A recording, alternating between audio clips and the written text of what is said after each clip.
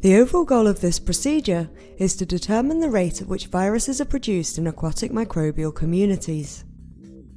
This is accomplished by first reducing the abundance of free viruses in the sample of interest while keeping the native microbial community. The second step of the procedure is to incubate samples at in situ conditions and to collect subsamples every 2 to 3 hours for up to 10 hours. The third step of the procedure is to enumerate the viruses within the collected subsamples from each time point.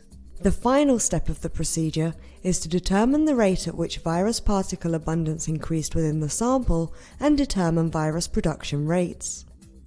Ultimately, results can be obtained that show the rate at which viruses are being produced within the microbial community from the enumerations, allowing researchers to infer rates of microbial mortality due to virus activity.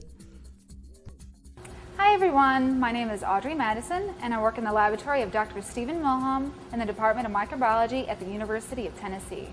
Today, with the help of Charles Budinoff and Claire Campbell, we'll be showing you a procedure for analyzing the rates that viruses are produced in aquatic systems. To do this, we'll reduce the number of free viruses in samples and enumerate the rate in which they reoccur through the lysis of virally infected microorganisms.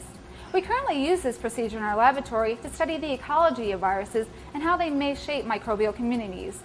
So now that we've been introduced, let's go ahead and get started.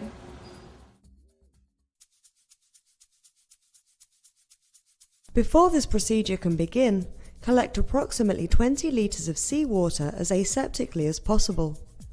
Once the sample is collected, pre-filter the water through a 142mm